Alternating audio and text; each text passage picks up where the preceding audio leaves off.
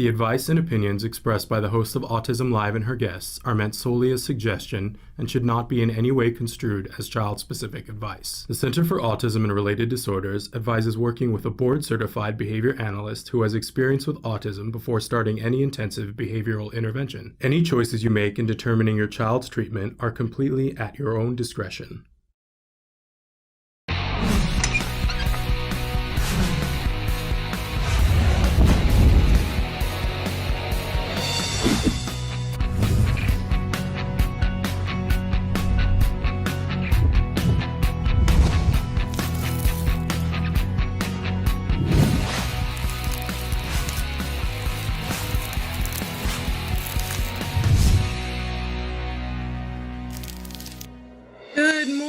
Welcome to Autism Live. I'm Shannon Penrod, and I'm here live with Dr. Temple Grandin. And we're not going to kid around because I know that Dr. Grandin, you were talking earlier that a lot of people have been having internet issues, and you ran into some of them your own last night. So we're gonna make hay while the internet is good here. Today is my birthday, and I know when I talked to Dr. Grandin earlier this month, and I said, you know, what day do you want to come on? And we decided that this is an extra special treat for me being here with her live this morning. You guys have sent in some questions, and I know you're going to write in some more. I'm going to tell you that we had said that we were giving preferential treatment to the questions that came before, but if we have time, we'll get to a few of the live ones if we have time. Dr. Grandin, how are you today? I'm fine. Thank you very much.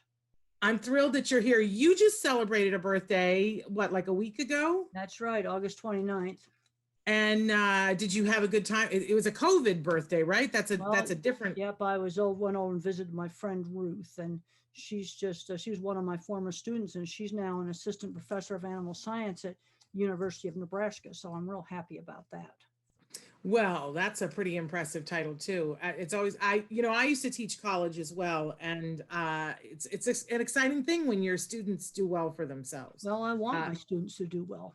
That's what we try to do. And, you know, everybody's having a hard time, you know, trying to do stuff online. What I have found with my livestock class is I find it's better to do the flipped format where you put the lectures online and then the class is discussion. That's a lot more engaging. And then you make them watch the lectures. You can't have them save them all up till the end. So you got to do quizzes and stuff. But that seems to work better in this format than now. If you're live in the classroom, you know, I do the lectures and then you can stop and you can answer questions, and that's a lot more engaging. But you know, that's, you know, everybody's learning, and you know what I'm seeing is in terms of schools and how they do it. Like right here, school right around here, they're doing synchronous where the kids have got to sit at the computer, be in the classroom. Then you got some other place where it's just all pre-recorded. Yeah, we were talking for just briefly before we went live about the fact that so many people are struggling right now with the learning environment. And one of the things that I have enjoyed about the first time I ever met you, I said to you, you know, when are you planning on retiring from teaching? And I will never forget the response that you said to me. You said, you know, teaching is your passion. And you said, that's like a gift to you. And you said to me, I need that as a woman. I need to be in the classroom. And I was so impressed by that, because I think that educators are, I think, the most amazing people on the planet. And that really spoke to me about who you are as an educator. And I've since heard from people who were your students that you are one of the most inspirational teachers. They all say that you are the most inspirational teacher. Well, I also want to help my students to be successful. And the thing that I've been, you know, asking a lot of people about some of the formats. I mean, every kind of format's being used out there, from, you know, I think fairly good formats to really dreadful ones. And one of the questions that came up yesterday was a boy that a lot of sensory issues, needed to take breaks. And with this synchronous online classroom, he couldn't do it. And what I asked him is, well, when he was in the real school live, what did they do for the breaks? Yeah. Yeah. And maybe that's the way to deal with it, is to try to, I mean, that seemed to me the sensible thing to do. Now, if all the lectures are recorded, then you take breaks because you can then play it back. What I'm hearing and talking to families out there, There's some autistic kids doing just fine with the online stuff, and there's some that's horrible. I've read that maybe 20 or 30% of all students are just kind of skipping school. Yeah. I've just heard the full range. Yeah.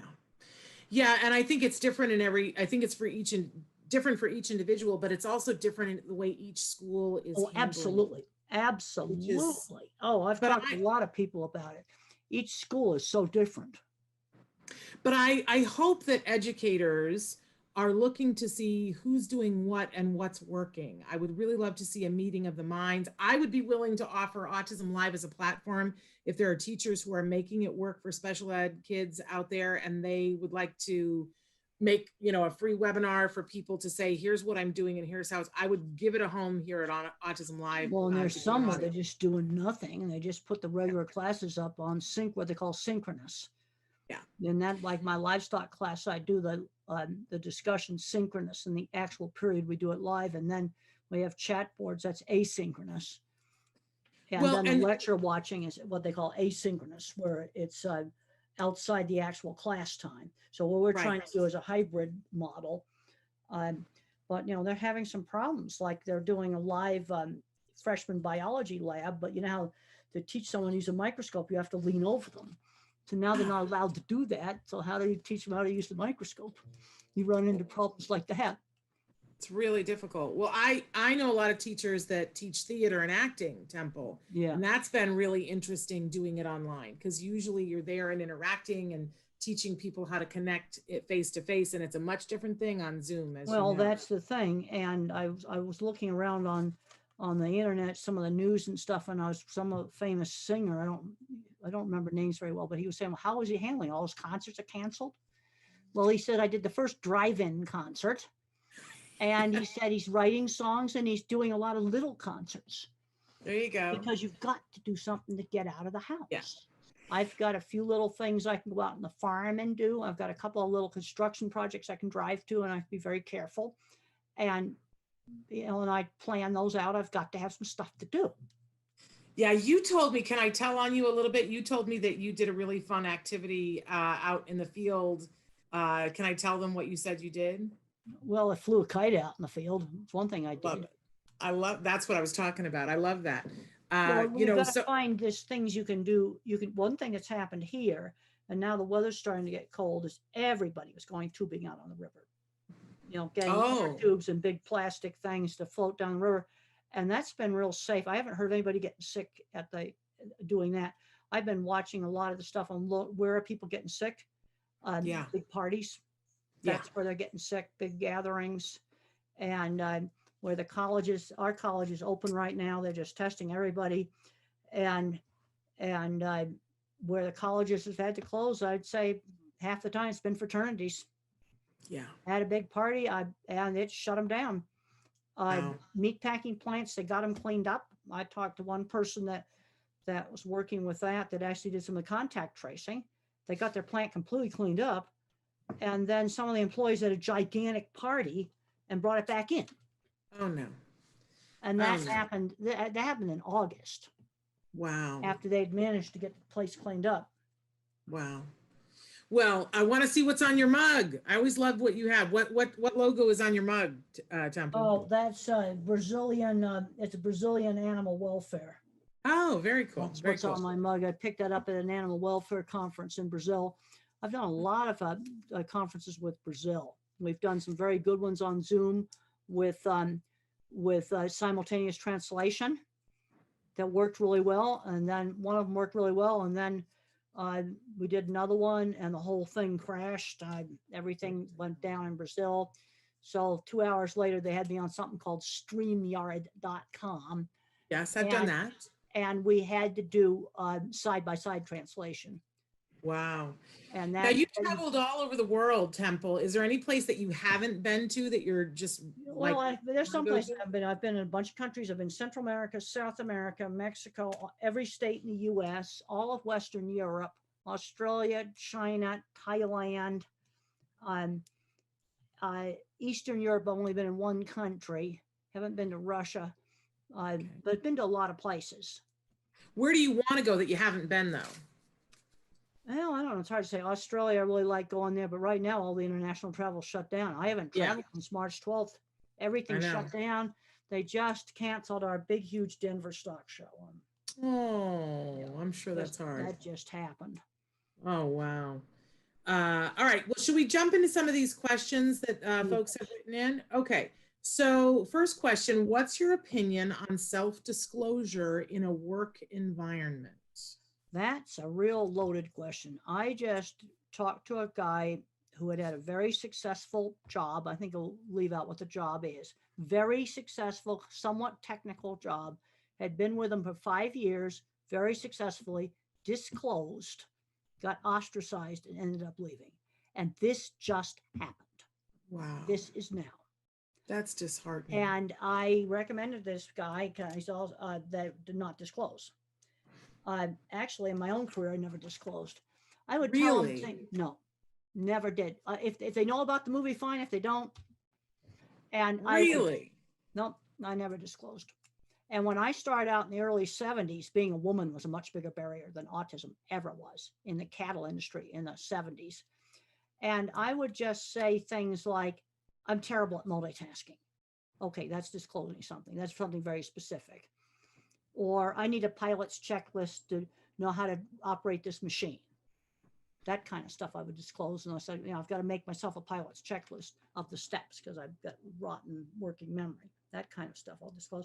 Very sad case, very competent guy, really mild end of the autism spectrum. Wow. And he lost his job. And this was Wow. right now.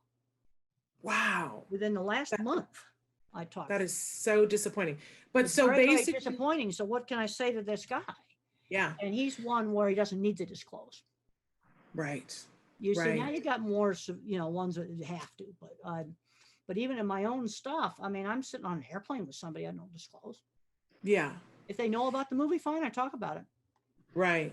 But even so before the movie, so when you went to work at your college, you didn't disclose to them, you didn't Well, tell the them. college knew, but Okay. they knew. But you take my regular clients. I mean, the way I did an interview is I just sold the work. There's that Yeah. scene in the movie with the drawings on the desk. An interview for me, in the first minute, I had the drawings out, laying on the desk, pictures of jobs, my brochure, and I've got some of my drawings right here. What I learned to do is to just sell the work. There's some of my drawings, and Gorgeous. I would just put those on the desk. And I had some trade magazine articles, things like that. Just lay the work out. Yeah. That's Well, how you've always been a big fan of having a portfolio and now having a Absolutely. virtual. In other words, portfolio. you sell your work. But unfortunately, there's been some really bad cases of discrimination. Military don't disclose. Okay. And there's a lot of people in the military that I know are on the spectrum. I have talked to them. They've come to autism conferences. Well, then let me ask you this, because my son is getting ready. He's doing his college applications starting right now. Do you recommend that students disclose as they're applying to I think higher it education? kind of depends upon what kind of accommodations they need. But 5 years ago, we had another case where a guy was going to get his pilot's license and he made the mistake of disclosing to the FFA physician for his physical, and he did not get a pilot's license. Yeah. And I don't, that's wrong, but I'm just telling you stuff that's happened where people have reported right to me. That was 5 years ago. Wow. And if you're on the mile, for me, I learned what kind of things I need to do my job successfully. Like when I'm doing a team writing, we're doing some animal welfare guidelines. I just say to them, I like homework. I'll do this part of the document, this format, get it done on this date. In other words, well define what my bit is, and then do my bit, and don't criticize the others. Though I have been known to correct technical errors and not use any word changes, things. And there were technical errors. There are some things, animal welfare guidelines, where it's a matter of opinion, but these were just technical errors. It was just wrong. So I just corrected. I'll bet you're a dream to work with. That's what I say. But it's this was really disheartening. This guy that I just talked to, technical type of job he had, very good. 5 years he'd been there. Wow. And the boss told the other guys to shun him. Wow. And this just happened. And, Get him a lawyer. That sounds like I told him to walk away. This guy doesn't need to disclose. Yeah. And the thing is, you can disclose some particular thing you need, like I'm terrible at multitasking. I need a pilot's checklist. I like well-defined what my job role is. Great. See, that stuff, that's disclosing some specific need you need. But not a diagnosis. Well, it's disheartening. Terrible, but that just happened. But it is terrible. And I think everybody appreciates your candor and your I'm honesty. just telling, they come to me. Yeah. They come to me. I don't go hunting for these things. They come up to me. Exactly. I'm going to move on to this other question because I'm interested to hear what your answer is. What is your greatest advice to help grandparents who are overly critical and hard to believe what parents tell them? I'm a consultant, and this is one of my first questions. And what do you recommend to them? We have a lot of grandparents. Well, I got to find out what the grandparents are critical of. See, one of the things on a lot of things, I don't get enough detail. Teachers will say, well, how do I work with autistic kids in the classroom? I don't even know what the age is. What is the problem? Okay, some of the common problems, sensory issues, multitasking. One of the things that's the problem with a lot of learning differences is you got a small processor. So I can tell you. Messed up and go ahead. But I can tell you, Dr. Grandin, that for a lot of because I get a lot of these comments from parents, that the grandparents doubt the diagnosis and they say that child doesn't have autism. You just need to parent them better. They need to have their butt paddled when they do something wrong. And they feel like there aren't enough consequences that are negative for the kids. The thing is, for me, there were very clear rules. Tantrums at school were no TV for one night. That was very clear. Then another one that I talked to was a guy, computer programmer, making a ton of money, doing a little bit of fraud stuff with money. And is autism an excuse for that? No, it's not. I was brought up with very strict, like you don't cheat at games. That was taught to me at a very young age. I didn't see grown-ups behaving bad on TV. I didn't see grown-ups sitting around the tax forms laughing about cheating and stuff. I was never, ever exposed to that. But since it's rule-based, you get someone, he was going to play the autism card that he could get out of some serious financial fraud he'd done because he's autistic. No. So for parents, for grandparents who, let's say that the child is diagnosed and the grandparent says, I just don't think they have autism. All right, first of all, I want to find out, I want to be more specific. What behavior do the grandparents object to? Let's get more specific. What is the behavior? And then how can we deal with the behavior? Well, I can think of one instance recently where I consulted with a family, and the little boy who was like 6 or 7 years old, he just wasn't very compliant. So for instance, grandma would say to him, he would say to grandma, I'm going to have a snack right now. And grandma would say, no, it's not time for a snack. And the child would say, I'm going to go make the snack. And he would start to go make the snack. What the grandmother needs to say, first of all, I want to get rid of saying no. What you want to say, instead of saying no, we have our snacks at 3 o'clock. Give the instruction instead of saying no. There you go. So that's the old-fashioned 50s parenting. That's what I had. So don't even get into the conversation about autism, and trying to prove let's just deal with the behavior. And you're going to just say, our family has our snacks at 3 o'clock. Give the instruction. That's what we do in our family. We'll have a snack in the mid-afternoon or a snack in the mid-morning, whatever it is, but get it on a schedule and you just give the instruction. So let's just look at the behavior they're dealing with. Now, you sometimes will have kids where they'll have a meltdown due to sensory sensitivity. And then one of the ways to handle that is the noisy thing the kid hates. It could be I saw a kid just the other day, a little electric battery operated leaf blower. That'd be something a lot of kids with autism would hate. There's a little battery operated one, so it would have been safe for them to use. And you let them turn it on and off, or the vacuum cleaner or the hairdryer, whatever the noisy thing is, let the kid control it. I like that. And I looked at this little leaf blower and I'm going, oh, we're going to let it was battery operated, so it was safe. Yeah. And the kid can turn it on and off and control it. So they can take as much as they want to take and Well, then that's turn it right. off. That's really important. And that can sometimes help with, specific noisy things. There was one boy that was terrified of the scoreboard buzzer in the gym. And they took him down to the gym and they let him press the button and he started making tunes on it. Oh, Now that's lovely. something you see, but the thing is, I want to find out what behavior Granny doesn't like and then try to deal with it. Yeah. Well, I think that's wonderful. Okay, so I'm going to move on to this next question. Autism and ADHD. I find it incredibly difficult to address the autism in a child when the ADHD makes focusing so very difficult for them to respond to behavior therapies. Any suggestions? All right. Well, first of all, ADHD and autism on the social front overlap 30%, both in genetics and in brain scans, especially one on social stuff. Okay, so let's just look at the task. You see, I have to get very specific so I can visualize. All right, what is it? What are they trying to teach you? What are they trying to teach you? How old is the kid? And I don't know for this See, I particular got to have kid, more but information. Yeah, so but let's I can visualize something we could do.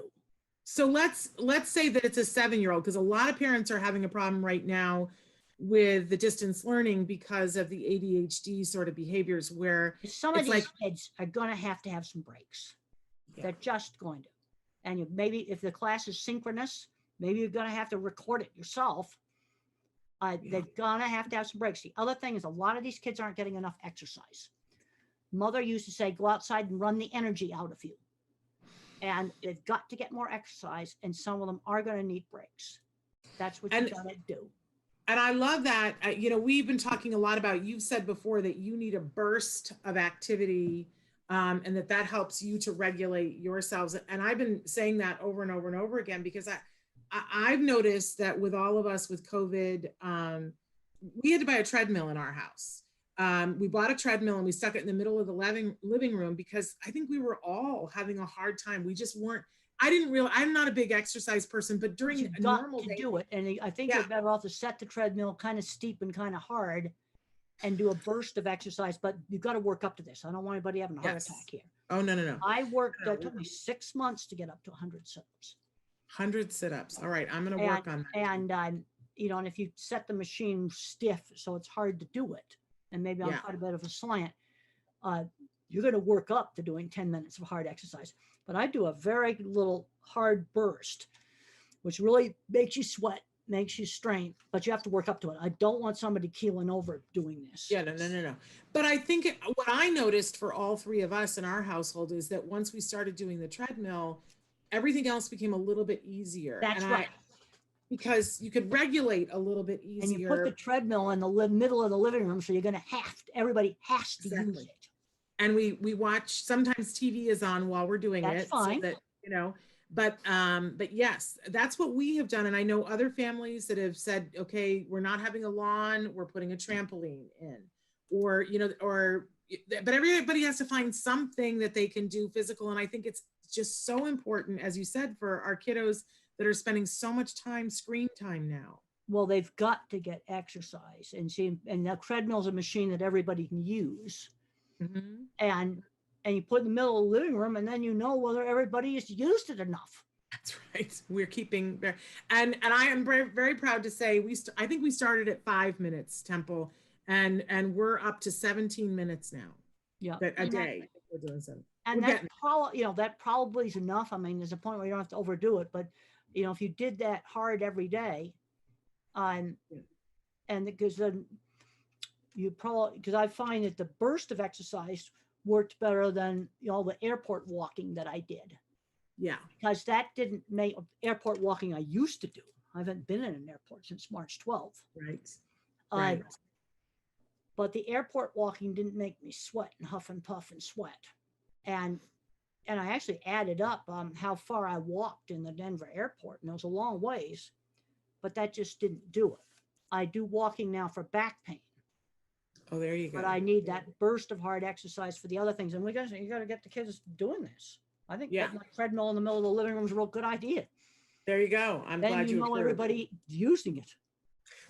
We were going to take it upstairs, but it came and it was too heavy. We couldn't carry it upstairs, Temple. So it's sitting in the living room, but it's not gathering dust, let me tell you. Well, good. It's not used as a clothes rack. No clothes on that. Oh, It's that's used good. every single day. Okay, new question. Temple, how do we know what kind of thinkers our kids are? I have 3 children, all on the spectrum. My oldest is 10. He does not like drawing or writing, loves video games, doesn't like math or reading, loves science projects. My middle son is almost 5, and he loves both puzzles and building things and working on things, even video games. Also likes to color, to draw. Then my daughter, who is almost 4, she loves to color and write and loves sensory play such as Play-Doh and several types of slime. All right, first of all, in the real little kids, it's going to be difficult to tell. It didn't Okay. show up with me until I was like second, third grade, 7 or 8 years old. And that's when my ability in art showed up. Or you'll get a kid that's ability in math will show up. And then you need to give them harder math. If you think you got a math kid, introduce computer programming. And then show them really cool stuff, like the touch screens on the Dragon spacecraft that just went up to the space station, SpaceX. Those run on JavaScript, the same program that's for Minecraft. Writing kids often love facts, they like history and facts, and these things. If kids get exposed to enough stuff, then you'll see it. I'm seeing kids that are really good with Legos, and nobody thought to introduce tools. And if they're good at Legos, you need to introduce tools by second and third grade and learn how to use it. Screwdriver and hammer, pliers. These are things I was using as a really young child. Then maybe a little later, a small electric cordless battery operated drill. And handsaw, all hand tools, of course, and except maybe the electric drill. And one of the most favorite things I ever got. And you teach them how to use them safely, and because there's a lot of visual thinkers like me, where skilled trade's a perfect place for us to go. I guarantee you, it's essential work. We'll have jobs forever. We will have jobs forever. And the math kids, some of the way they're teaching math now is really weird. You want to find out you have a math kid, get some old-fashioned algebra books and geometry books and let the kid have them and see what he does with them. You see, they can't show the skill if they're not exposed. Very good. That's the thing. Somebody gave me a million years ago, they gave me a lady toolkit, and in it was a crank drill. Oh, yes. And to this day, I use that thing. I have a cordless drill that's, a bad, but then I got to charge it, and I can never find. Well, a crank drill looks like an egg beater drill. Yeah. And I use it still all the time, because if I just need to drill a little hole, and I always think about what a great thing for a mechanical kid before the cordless. But those are the kind of things that when I was fairly little kid, I'm like 4th grade, I was using one of those cranker, egg beater drill. Yeah, I love it. These are things that but if kids aren't exposed to tools, how are they going to find out whether they love them or hate them? Yeah. And if you don't expose a kid to art stuff, and then you've got, or math kids, usually they just take right off of the math. But some of this math, the way they're teaching it, I looked it up online. I looked up 1st, 2nd, 3rd grade Common Core math. I'm going, you got to be joking. Let's just get some old-fashioned math. Then go up in the attic and find the old geometry books and the old algebra books. And if you've got a math kid, they'll take off. He'll either be an algebra kid or a geometry kid. And I am definitely was not the math kid. Algebra, I never passed an algebra class. I managed to get out of it. But what you need for a skilled trade is the old-fashioned, I'm going to say old-fashioned up through 6th grade math is what you need for a skilled trade. You don't need any more than that. Things like find the volume of a cylinder, area of a circle, measure a room, some angles for roofs. Yeah, that sounds like the 7th ring of hell to me, because I'm definitely not a math kid. But you've always been a big fan of, because you turned me on to it, Khan Academy. Khan Academy is all kinds of great stuff. Khan Academy, then for programming, code.org. And then if you want to turn on the kids that love patterns, you can look up fractals online, and you go on to Google Images and look up protein symmetry. Protein symmetry. You will find patterns that are inside your body that look like cathedral windows. I think that one of the most amazing things was when my son learned how to, as he calls, search it up. We'll be talking about something and he'll go, well, let me search it up. And when he learned how to Google things for himself, I couldn't believe the things that he would Google and that he would discover and that he would learn about. It was fascinating. And it occurred to me that I don't know that all kids know how to do that. Well, I'm finding I have a called my internet project in my class, and they've got to pick out a question in animal behavior that interests them. And then they have to look up 8 scientific journal articles on 4 different databases. And what I'm finding in that is, for some students, it's a really easy assignment. About a third of the students don't even know how to do it. And the other thing they don't know how to do is how do you summarize. So I've got 8 articles about, some question, how do bees navigate? Let's say that was the thing you look up. Well, tell me in a half page of single space type, how do bees navigate? After you've read these papers, you ought to know. Yeah. Yeah. How do you summarize? Because we got a lot of kids getting through into college now. They've never done a book report. Yeah. So they've never learned how do you summarize something. It's true. It's absolutely true. Something to think about. Hey, have you got your book there, Calling All Minds? Is that what I see behind you? Yeah, that's Calling All Minds. This is my kids' project book right here, Calling All Minds.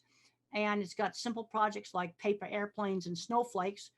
And when I did a book signing for this book, I found that about 30% of kids in Colorado had never made a paper airplane.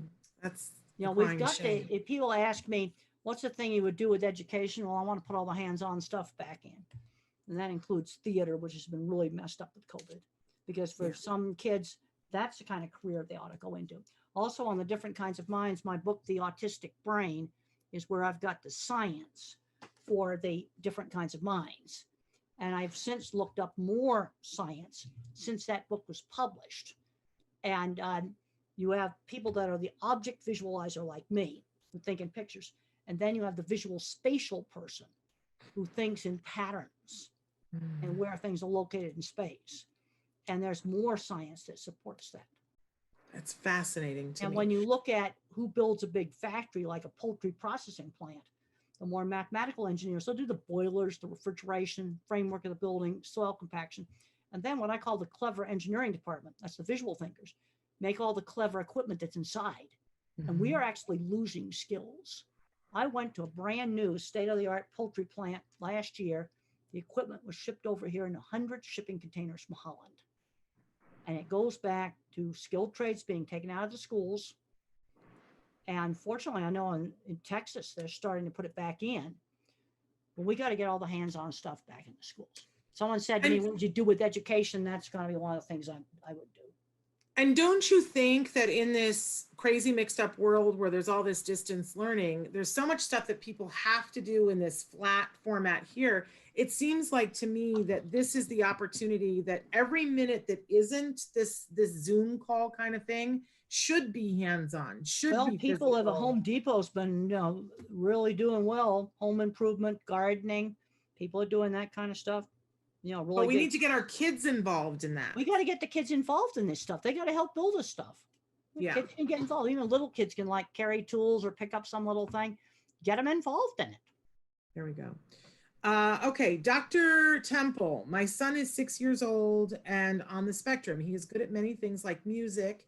He plays any instrument, any song once he sees it to play it, and reads so well and paints so good with tiny details, and loves to play by himself for hours on the iPad. All the time, new stuff while playing. He never responds unless we shout out loud. We got his ears tested, all good. How can I make him listen and respond? I appreciate your help. Well, how much time is he spending on the iPad kind of zoning out? I might want to cut that down. The other thing he needs to learn is to play music that other people want sometimes. Like when I was about his age, I would draw the same horse head over and over again. And mother said, well, let's draw the entire horse, draw it stable. In other words, take that thing and broaden it, and then get him to play different kinds of music. And then now, of course, churches are shut down with COVID, because that's a perfect place to do volunteer jobs or do little music gigs at parties, which is something we can't do now. Because you also want to start teaching work skills, and he needs to learn how to, well, sometimes you do music for yourself, but you sometimes also do music for other people. So you got to Yeah. learn to play more different stuff. And some kids are very musical. Now this brings up another thing. How do you find out if the kid has music talent? Well, if you don't expose them to instruments, how are you going to find out? Yeah. We loved before COVID many years ago, here locally in Pasadena, there was an organization that would have a musical petting zoo. And what that was, each member of their orchestra would come and bring an array of instruments, and they had all these cleaning things that were there. And a child could go through and say, I want to try the tuba. And they could play the tuba, and then they would clean it all down, and the next child could play the tuba. But then you could walk over But and play the that's the violin. kind of stuff that we got to get. See, kids have got to get exposed to find out a tuba's Exactly. cool. You're not exposed Exactly. to it. Yeah, you see that a lot of these things. How do you get kids interested in stuff if they don't get exposed? You know, the thing I have in some of my slides, I said, well, what happened to Michelangelo the other day? 6th grade dropout. Yeah. And Yeah. but he was exposed to art because all the churches were commissioning all this art. And then he was raised by stonecutters, so he was exposed to the tools, at least some of the tools he would have used. And if he hadn't had that exposure, he wouldn't have done it. Yeah. You Yeah. know, So exposure. So well, throwing you a have to lot of things out expose, there. and you know, his father wanted him to be, you know, do legal documents in Latin. He's going, ugh, I don't want to do that. But there was a time where every church had these big art projects going on. So little Mikey'd go over there and look at the church at the art projects. And if they hadn't been doing those art projects, he wouldn't have been exposed. No. I want to say that a lot of people are writing in on the different platforms that you can write in. I should have said this in the beginning. You could be writing in on Facebook. You can be writing in on YouTube. And a lot of people are writing in. They're saying happy birthday to both of us. Thank you very much. And they're saying they're writing in from different places. We have people who are watching us in the evening in Norway. We have folks watching. How many people in other countries do you have? Well, I can't tell from this. I can just tell which cities, but and countries. So somebody's watching in Norway. Somebody's watching from Lithuania. Oh, good. I'm just scrolling through and seeing different places here. Okay, so I just wanted to give a shout out to those folks. I want to get to the next question here. What's the best way to teach your nonverbal child how to let someone know they're in pain? No, that can be hard. Point to the part of the body that's hurting. The other thing you've got to rule out, if you all of a sudden have a behavior problem in an individual's nonverbal, the first thing you've got to do is rule out a hidden painful medical problem. And one of the big ones is acid reflux. You know, if he's grabbing his stomach, you know, or, you know, poking at some part of his body he never poked at before, well, then maybe you better have the ear looked at. Or it might have a bad tooth. You always have got to rule that out. If there's a sudden change in behavior, that, you know, where he was normally good, now the behavior is just horrible, maybe he's got a pain he can't tell you about. So I check out some of the common ones: earache, teeth, sinus infection, acid reflux, constipation, yeast infections. Those are easy ones to rule out. One of the things that really helped me that I just, because my child had been speaking and then he lost language. And when he lost language, it was so devastating to me that I didn't realize it, but I had stopped language everything for him like you do for a kid that's developing typically. And so when we started therapy, they started saying to me that I should language everything that's happening. Like if he's shivering, I should say, oh, you're cold. Well, then you learn the word for cold. Exactly. That's how you learn. Or, oh, you know, if he'd be crying about something, I'd say, oh, you know, you're crying, you're sad, or, oh, you're, you know, right now you're frustrated, or, you know, to just label whatever was happening. Or if he got it, I remember once he got his finger pinched in a doorway and I said, oh, it hurts, your finger. Then you learn the word for hurt and pain. Yes, because you know it got pinched hard enough in a doorway to hurt. So then that's where you teach the word hurt and pain. And sometimes then he would use it in inappropriate moments, like, you know, so that what didn't totally make sense, but that I could figure it out. So, you know, he would point to and say, I hurts, but then I could figure out he's got a headache.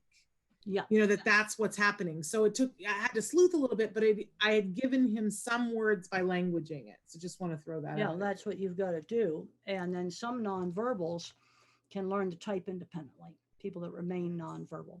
And some really good books are Tito Mukapadahe, How Can I Talk If My Lips Don't Move?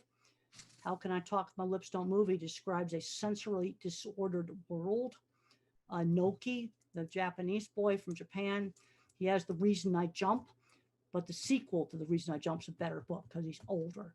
And he describes not able to control his movements, and he's like a broken robot. If you're working with older nonverbal individuals, these books are must reads. And, the second book they is type completely independently. Nobody's touching them. the second book is Fall Down 7 Times. That's right. I can never remember those numbers. I know, me too. He's older, and that's actually a more helpful book, I think, than the first one. And I think therapists and parents, nonverbal individuals, should read that. But it's okay to hold their wrist to get them started.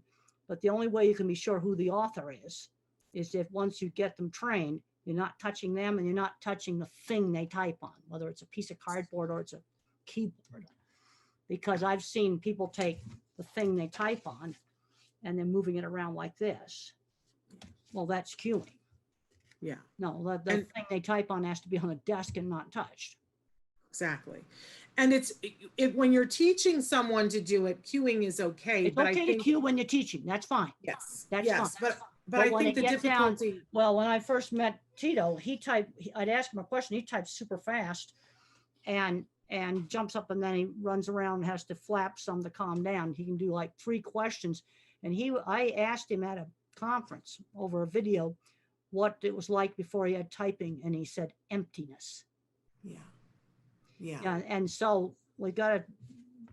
And then there's Carly's voice, and her speech therapist almost deleted the typing app off the thing. And the other thing is just try a tablet with the text messaging. Put it in airplane mode so they can't send them.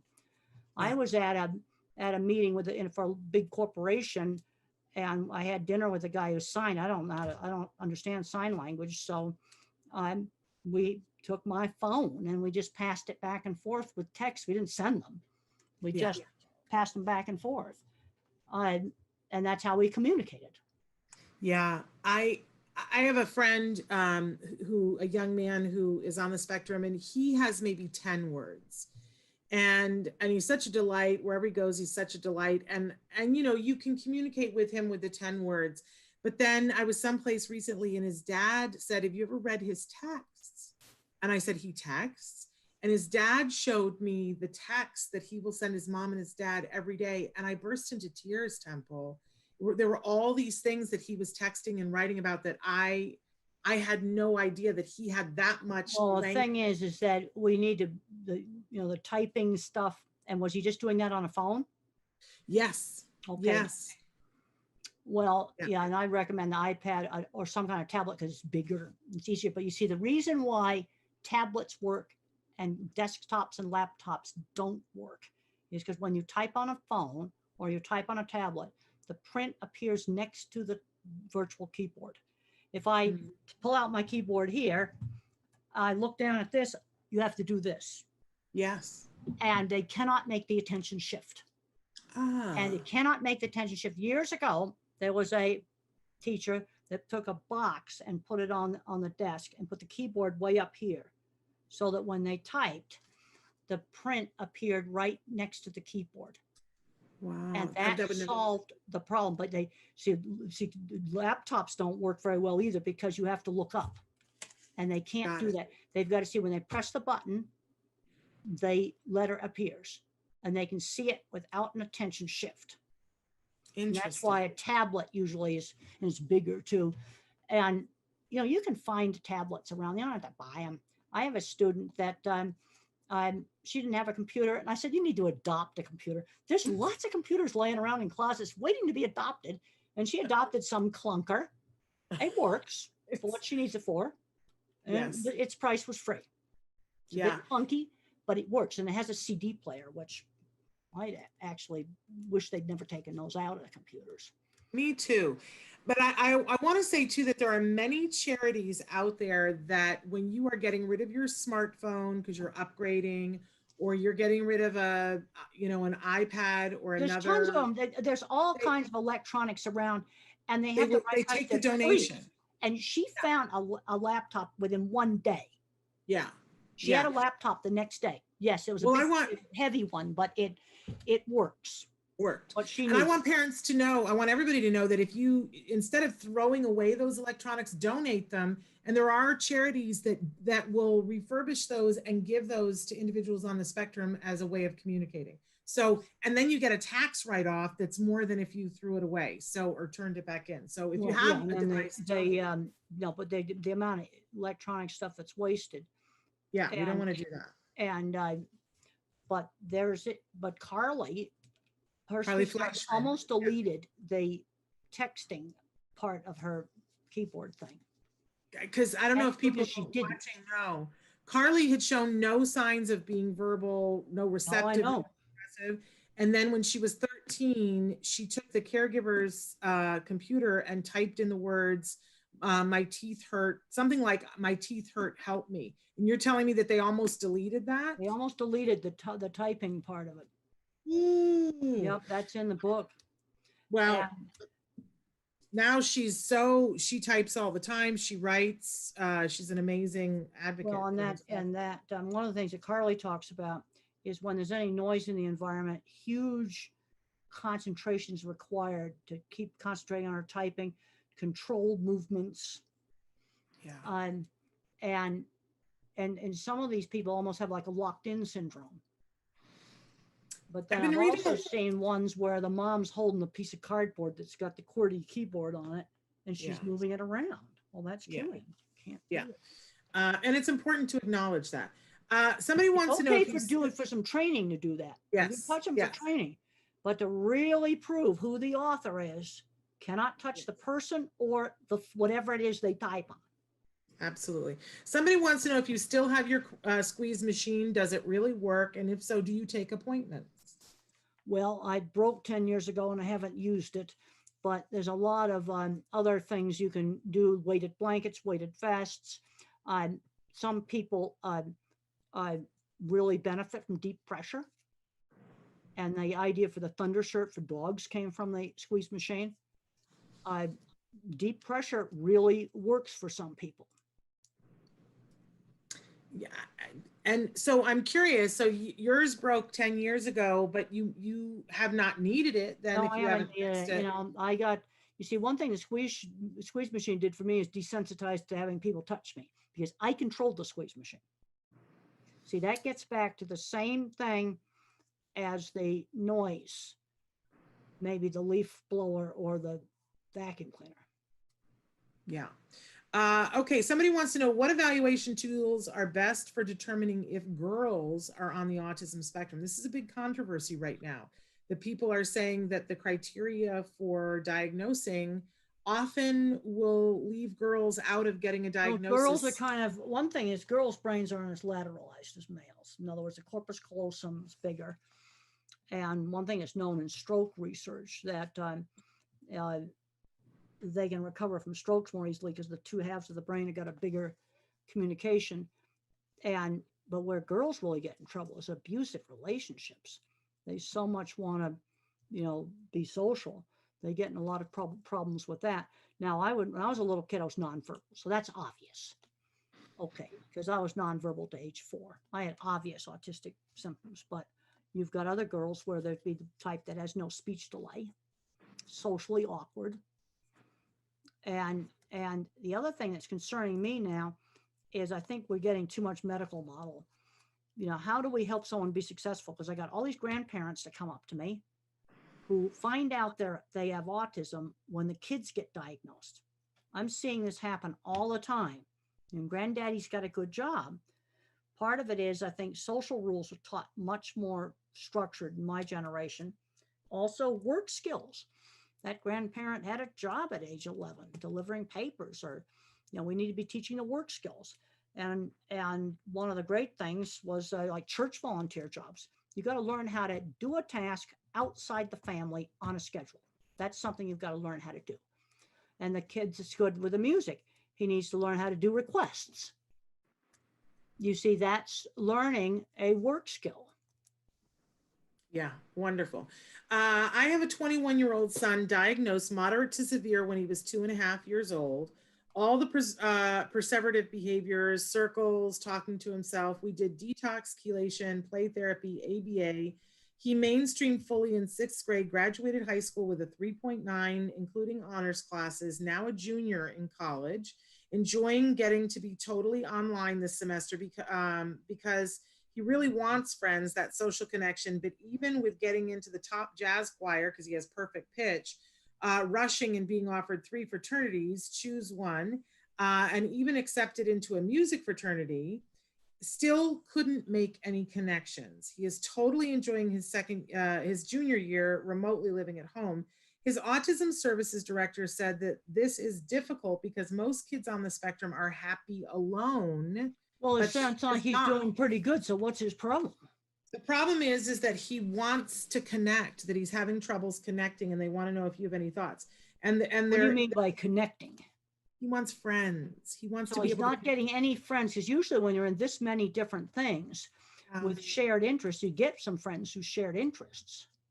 But he's not. And she's saying he's in this, he's in the choir, he's in the fraternity. Well, but and he's oftentimes you not get connecting. friends through those shared interests. Now you've got to, now sometimes one thing I had to learn is I couldn't go on and on and on talking about the same carnival ride over and over again. People get sick of that. So you start have to make some rules. Okay, why has he not got friends? I have a few more questions I got to ask, because when I was his age, I did have friends who shared interests. And a couple of the people I was friends with were probably on the spectrum, but it was through shared interest. And he's doing shared interest things. They invited him into a music fraternity. And he might be kind of just going on and on and on, talking about his favorite thing to where other people get bored. And someone needs to just coach him that, okay, you talked about the bassoon like for 2 hours now. I'm just making something up. And with an instrument, and people are getting bored with it. You see, I need more information to find out. He's probably doing something like that that just totally turns off the other people. And I wonder if mom can be a little bit of a sleuth while he's home doing stuff online to see, because even in the Zoom, you can begin to see it's a little bit different. Sure. Yeah. And then is he just yakking on and on and on? Now, one of the problems I have, and I still have it, is interrupting because I can't get the timing. There's a lot of problems I have to do with slow processor speed, multitasking, timing, and see what he's doing wrong. You see, this is where I might just need some social coaching. Okay, you've talked too long about this musical instrument. Let's get somebody else talking. What is he doing online? I'd watch him. Because usually somebody that's doing that many things like that does get some friends. Yeah. And thank you for bringing up the interrupting thing, because a couple of people have written in and said that I've interrupted you several times, and I apologize. It is very hard to time in Zoom, so interrupting is also my problem, and they're mad at me that I've interrupted you too many times. Well, and I've interrupted people just live because I can't get the timing. This is where the processor speed of my brain, if I was a computer, I'd be an Intel 286. You can look that up and see what that is. But I've got the cloud for memory. But a lot of the problems of things like interrupting, that's processor speed. And I still have a problem with that. So, but you said you have the cloud for memory. So does that mean you have a cloud would be tons of memory? Computer so cloud, So you have a lot of memory? I have a lot of memory, but I've got no working memory. Like if I had any task that involves more than 3 steps, I have to write them down. I have to make a checklist or I can't remember them. I cannot remember long strings of verbal steps. So what are the things that you have that you just remember everything from your childhood? What you say you have a lot? Everything. I mean, it's like I don't remember every hotel I've been in. I only remember really weird, really terrible. And I remember generic Hilton Garden Inn, sort of what they look like, because they're all the same. Generic Fairfield Inn. I love that. Brands. And then I remember this really awful hotel I stayed in that was so trendy, it was stupid. The lobby looked like a construction site. There's snap tie holes showing where they're taking the forms off. I'm going, that's not cool. But the worst thing was the breakfast. They served it in pint ice cream containers. And then they just dumped a slimy poached egg on the top. That's horrible. It was That's horrible. horrible. It was trying to be really trendy, and I go, really? Young people are really going to want to eat breakfast out of ice cream containers? I don't know about that. Oh, Temple, I think you have a career as a travelogue reporter, because I would enjoy. We are never staying there ever again. Temple. Oh, I love it. I love it. I want to put these into a series of books. There should be a book about all the hotels that you've stayed in and reviewing them. I know you have other better things to do with your time. But the other thing that I wanted to say for people who have adults that are on the spectrum and are wanting to work on socialization right now, the Ed Asner Family Center every Saturday has a movie chat group with a wonderful young self-advocate, Chelsea Darnell. It's free. Anybody in the country can do it. They tell you what the movie that they're going to watch is on Monday, and you have all week long to watch the movie. And then these young adults on the spectrum get together 7 p.m. Pacific time, free, and it's a Zoom room, and they talk about the movie. They don't watch the movie. They've already watched it before. They talk about the movie, and then it leads to discussion, and it's a facilitated group. And all you have to do is go on Facebook, go to the Ed Asner Family Center, and you can get registered to do that. Because I think that that's a great, and I think that there should be more things like that. Temple, did your mom ever these are have kind of things that people just have to start. Like I started my career one little tiny ranch job at a time, and you start out and you're doing a Zoom room, then write about how you do it. Because what I did with my cattle handling is that I would do a project and then I wrote about it, and I wrote about how to build it, how to make it. I did a lot of how-to things. And writing's been a really important part of my career. Yeah. And this brings up, okay, in school, teaching reading. I didn't read until 3rd grade. I learned with phonics, mother taught me. Another kid may learn whole word. Use the method that works. There you go. We're almost out of time, and I apologize. There's a million questions that came in today. And we will bank those, because I think, we're trying to have you on at least once a month. And so we'll save those for the next time. But since we only have 2 minutes left, I want to, because I'm always deeply interested in what you're watching on television and what movies you're watching. So what have you watched lately, Temple? What would you recommend? I watched some of that new Star Trek, the Picard Star Trek. I really liked that. Yeah. And I've been watching 60 Minutes. Boy, that's still the best show. They had a really interesting segment on there, self-driving trucks. And they had some other extremely, it's just a good show. I really like 60 Minutes. Okay. Anything else? Well, I haven't been watching much TV. I've been working on trying to get my new book on thinking in pictures, on visual thinking. And one of the things that I'll be writing about this is this loss of skilled trades. I mean, this chicken plant, that's serious. We don't make elevators anymore, ski lifts. There's a whole bunch of stuff. And it goes back to taking skilled trades out of the schools, because I'm going to estimate that on my big projects, working with major meat companies, and some of them are right there in Texas, 20%, the welders, skilled trades, mechanics, machinery designers, and drafting people were either autistic, ADHD, or dyslexic. 20%. I am saying that seriously. These are projects I did mainly in the 80s and the 90s. Interesting. And I'm saying, not as a joke, I'm saying it seriously. And the problem is these kids don't get a chance to learn how to use tools. Yeah. And we're losing some really important skills, and I'm real concerned about it. So we need to make a move in that arena and make sure that our kids have the opportunity to learn those trades. But I also want to say that, I'm sorry to interrupt it, but I know it's running out of time. But I also want to say that skilled trades aren't for everybody. The visual thinkers like me would be prime candidates. The math kids, they're going to want to go more electrical engineering, computers, that sort of engineering, structural engineering, stuff like that. And then you got the word kids. And the thing that they can be really good at is specialized retail. There's already been 3 successes. Teenagers walking into car dealerships and just start selling cars. Can't drive them, but boy, they could sell them. Because they were recognized for their knowledge of the product. That's specialized retail, where specialized knowledge would be appreciated. Temple, it's always such a treat to have you here, and we'll set a date for next month, and we'll go through some of these questions that people wrote in. I apologize we couldn't get to all of them, but we absolutely adore you, and you are such a treasure. I know you've got lunch plans, and you got your class I gotta today. I gotta eat before I go do my class. Wonderful. Well, thank you so much for being with us. We appreciate you so much, and I'll talk to you soon. Okay. All right. Thank you for having me. It was great to Thank be here. you. All Thank right. you. We're gonna bye-bye.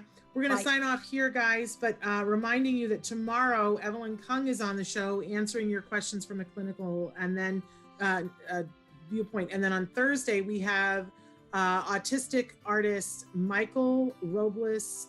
He's Michael Tolson Robles, great painter. He's going to be with us, so don't miss all that. Until then, give your kiddos a hug from me and one for you too. Bye, Dr. Grandin. Bye. Take care. Bye-bye.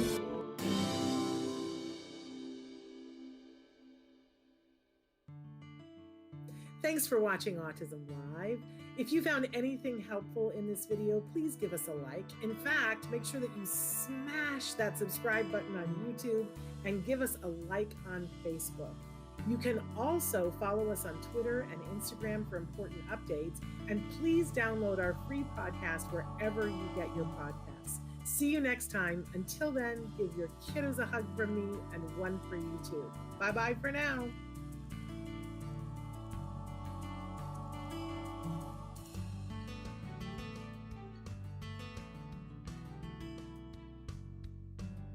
To subscribe, click here. And if you'd like to check out some more of our videos, click here.